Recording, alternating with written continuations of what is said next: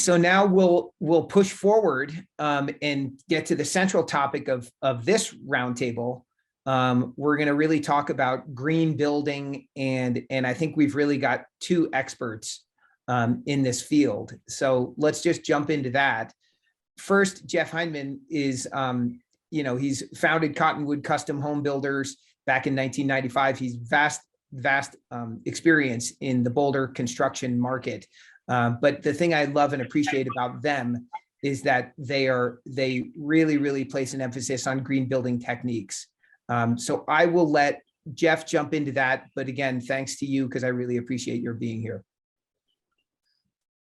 Thanks, Steve. Thanks very much. And it's funny, but I learned something from Brian as well. So that green loan program is something a lot of our clients might be able to take advantage of and be interested in. So that's really good to know. And certainly we would concur with everything you guys said about the low inventory. A lot of our clients are, trying to find a place to move to in Boulder to either remodel or build a new house. And it has not been easy in the last, couple of years for sure. So anyway, my background, I came into construction from a politics background. I ran consumer and environmental protection campaigns for about 8 years out of college. I graduated from CU, but I'm kind of unique because I brought this environmental protection ethic into my construction work, from the very beginning 30 years ago. So, and that it's interesting. Green building has really evolved, right? Green building wasn't even really a term 30 years ago. There was a lot of focus on passive home construction and, homes that heated themselves, like taking advantage of the sun. But, and there was focus on materials. I joke that, 20 years ago, green building was importing bamboo from China, which wasn't very green at all. So the green building has really evolved in the last 20 years significantly. And in Boulder, a lot of that has been from the architect and contractor side, actually pushing the city to adopt more stringent codes. So the Boulder Green Building Guild was formed in 2004. And the purpose of the formation of that group was to push the county and the city to develop more stringent codes to upgrade the building practices in Boulder, because even though Boulder is pretty aware and very environmentally oriented, that was not translating into the construction world. And so there was a big push from the Green Building Guild, a successful push to get Boulder on the cutting edge of environmental sustainable building codes. And that's continued through today. Boulder and Boulder County have much more stringent codes today than the National Energy Conservation Code, which is nationwide.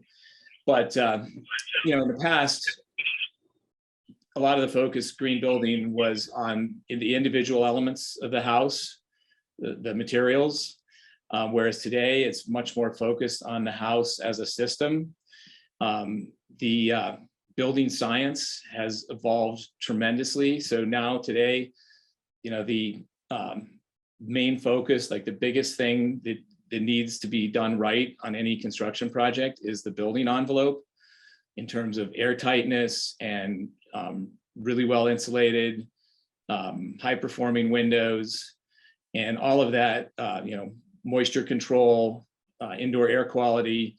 So a lot of that has really advanced in the last 20 years, whereas, in the past that was not, it wasn't an integrated approach like that. So there's a lot of technology innovations that have evolved in the last few years in terms of mechanical equipment. I think almost all of our projects at the moment are using heat pumps, electric heat pumps for the heating and cooling of the homes. And sometimes those are in conjunction with geothermal.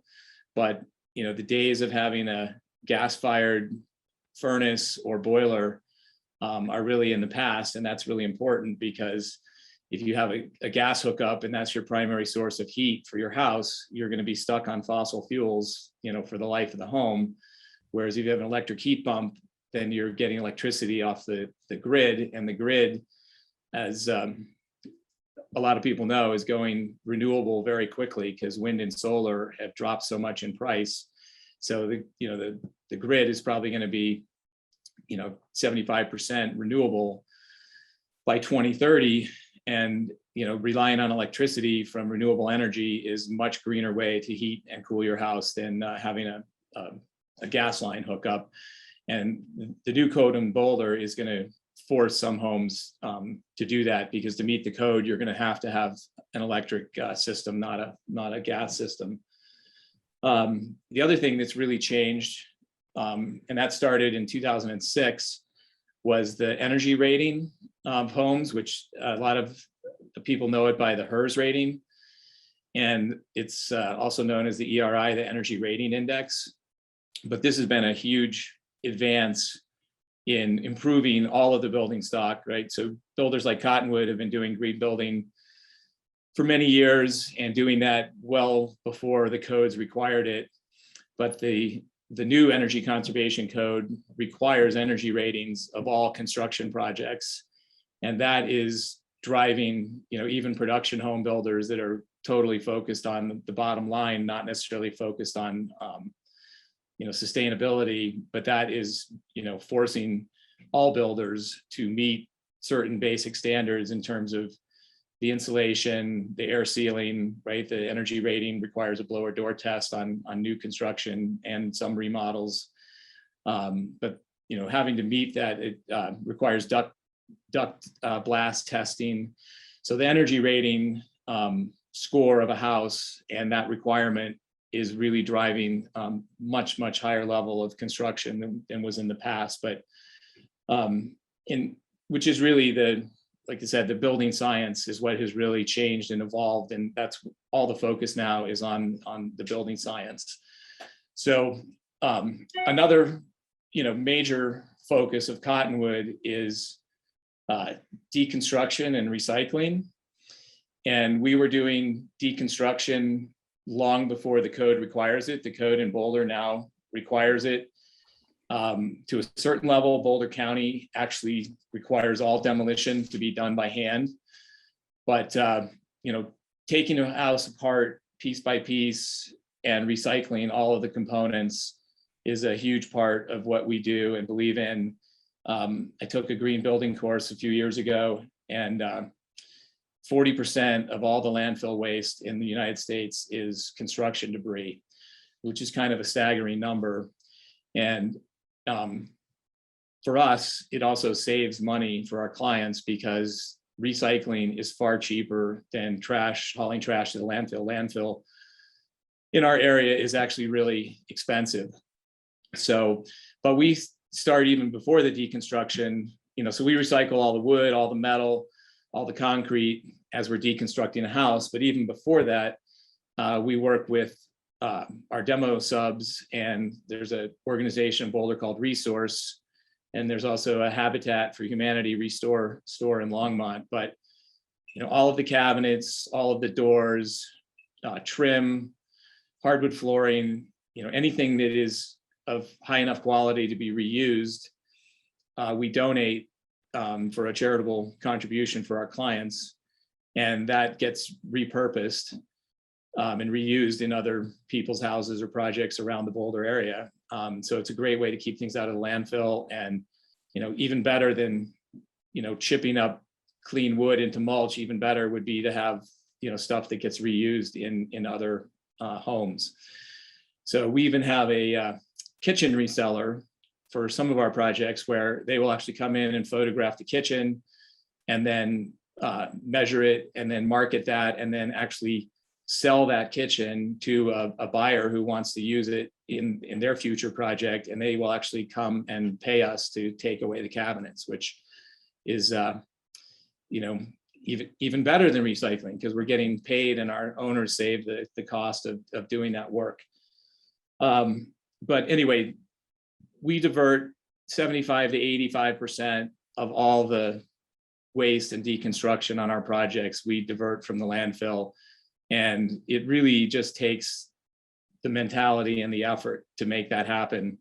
And even though the code requires recycling in Boulder, you can drive around the city and see many, many dumpsters on many projects that are just filled with cardboard and wood and metal that could easily be recycled. And those contractors are just not carrying or putting the effort into it to divert those things. And it's really hard for the city to enforce that.